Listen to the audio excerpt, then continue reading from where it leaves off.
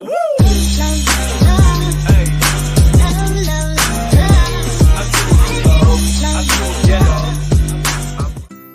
Guys, welcome to Manali diaries part 2। तो आज का सेकेंड डे है और सेकेंड डे बहुत ही एक्साइटिंग होने वाला है क्योंकि हम कुछ स्पेशल जगह कवर कर रहे हैं और साथ ही में कुछ एडवेंचरस चीज़ें करने वाले हैं। तो अभी हम पहुँचे हैं मणिकरण। मणिकरण में दो खास चीज़ें हैं, एक है मणिकरण साहिब गुरुद्वारा और दूसरा है वहाँ का प्राचीन शिव पार्वती मंदिर। मेरे लिए सबसे खास चीज़ थी ये गर्म पानी का जो धुआं उठ रहा था ना, मुझे समझ ही नहीं आ रहा था कि इतनी ठंड है और एकदम उबलता एकदम खौलता हुआ पानी जो मुझे नज़र आ रहा था, मुझे बिलीव ही नहीं हो रहा था कि ये कैसे पॉसिबल है। मणिकरण बसा हुआ है पार्वती वैली के एग्जैक्टली बीचों बीच में और वहीं पर जहाँ पे मैं अभी चल रही हूँ उसके बीच से एक नदी अठखेलियाँ खाते हुए जा रही है और इसको बोलते हैं पार्वती नदी।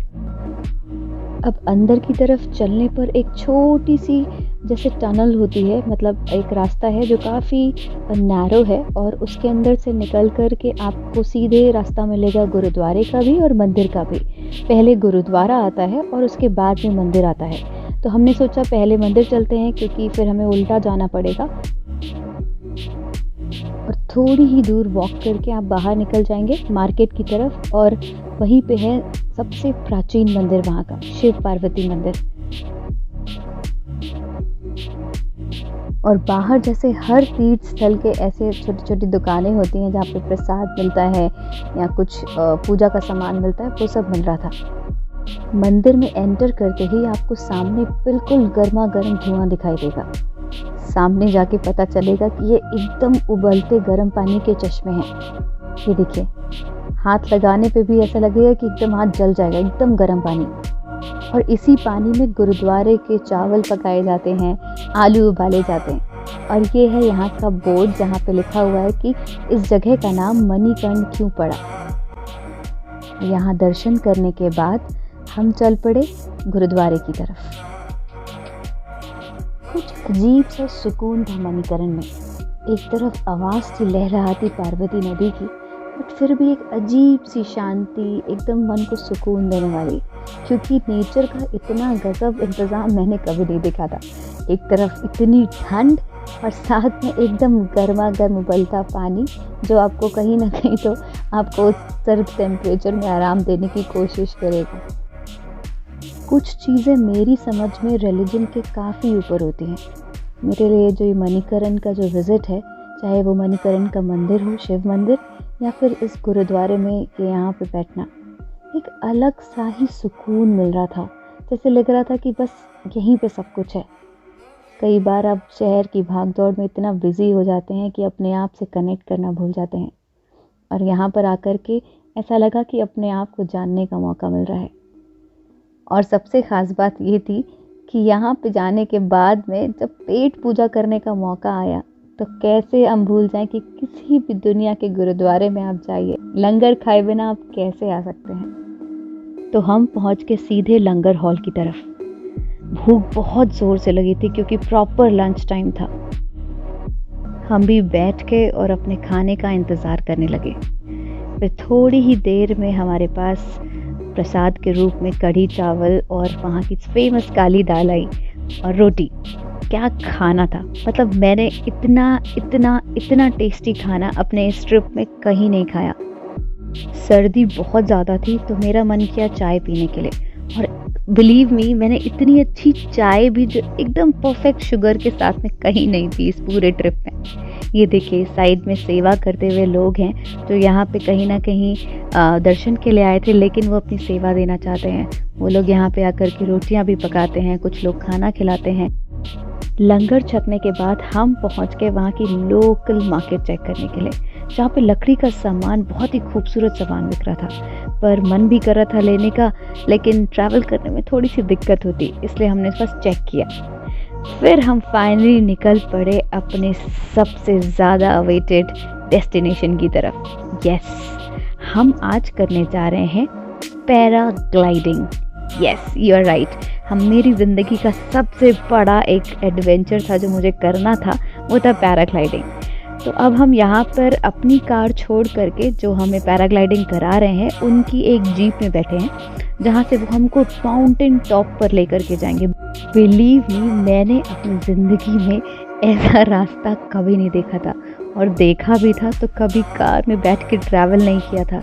मतलब मुझे समझ में नहीं आ रहा था कि कितनी ज़्यादा ऊंचाई है ये, और उसके अलावा जो ड्राइव कर रहा था उसका कॉन्फिडेंस लेवल मतलब मुझे लग रहा था मैं यहाँ पे साइकिल भी नहीं चला सकती हूँ, ये कार कैसे चला रहे हैं, आई मीन जीप कैसे चला रहे हैं। It was so amazing. मतलब मैं तो सुपर इम्प्रेस थी पहाड़ों की ड्राइविंग से। It was so amazing. और रास्ते इतने खूबसूरत है, जितना भी हम ऊंचाई पे जा रहे थे ना, धीरे धीरे ऐसे लग रहा था एकदम शांत होते जा रहा है सब कुछ। और वहाँ पे छोटे छोटे जो घर थे या जो लोग वहाँ रह रहे थे, सब कुछ इतना खूबसूरत लग रहा था मानो हम कहीं तो सभ्यता से बहुत दूर आ चुके हैं। और ये था हमारा फाइनल डेस्टिनेशन।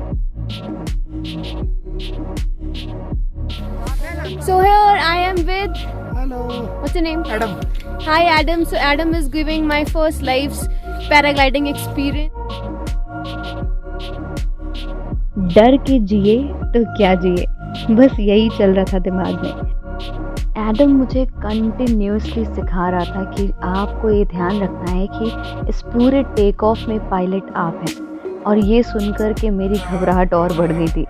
और उसके बाद में मुझे समझाया गया कि आपको बगल से कितना दूर रहना है और कहाँ पर जाकर के आपको अपने पैरों को सीधे करना है। बस लग रहा था कि बाबा मैं कहीं आज एक क्रैश ना करा दूँ।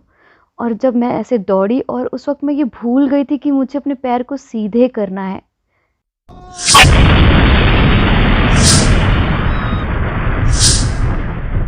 ये थोड़ी देर की गड़बड़ ने मुझे थोड़ा सा डरा दिया था, लेकिन उसके बाद की दुनिया इतनी खूबसूरत थी, मैंने कभी इमेजिन नहीं किया था। पैराग्लाइडिंग में कुछ चीज़ें जो हमेशा ध्यान रखनी चाहिए वो है कि पहले बहुत ज़्यादा नर्वस मत होइए, इंस्ट्रक्टर को बहुत ध्यान से सुनिए। एक और चीज़, आपको अपने वज़न को कहीं ना कहीं बैलेंस करके रखना, बिकॉज जब आप उड़ते हैं तो एक चेयर सी फॉर्म हो जाती है। मैंने एक जो गलती की थी, मैं कहीं ना कहीं इतना डरी हुई थी कि मैंने अपने बैलेंस को आगे की तरफ रखा हुआ था। फिर ऊपर जाकर के मुझे एडम ने थोड़ा ईज आउट किया कि मैडम आप रिलैक्स होके बैठिए, जैसे आप किसी चेयर पे बैठे हैं। एक डर ये भी चल रहा था मन में कि कहीं मेरा हाथ बकल के पास ना लग जाए और ये गिर ना जाए। And we were all set for the landing. मुझे कंटिन्यूसली एडम सिखा रहा था कि मैम आपको डरना नहीं है, आप बहुत अच्छा कर रहे हो, सिर्फ अपने पैरों को स्ट्रेट रखना है, लैंडिंग बहुत स्मूथ होगी और आप बहुत एंजॉय करोगे। लेकिन मन में एक डर था कि कहीं मैंने टेक ऑफ वाली गड़बड़ कर दी तो। और वही सोचते सोचते कब मैंने एक लैंडिंग करी। जी हाँ, this time no mistake, I landed smoothly and thanks to this wonderful person who was with me. इन दो ब्यूटीफुल लोग सुरेश और एडम ने हमारे इस पैराग्लाइडिंग एक्सपीरियंस को बहुत ही अमेजिंग बना दिया, जो हमें पूरी जिंदगी याद रहेगा। दिलों में तुम अपने बेताबियां लेके चल रहे हो तो जिंदा हो तुम, नजर में ख्वाबों की बिजलियां लेके चल रहे हो तो जिंदा हो तुम। And it's a goodbye. Finally, we are leaving from Manali, and it's a goodbye.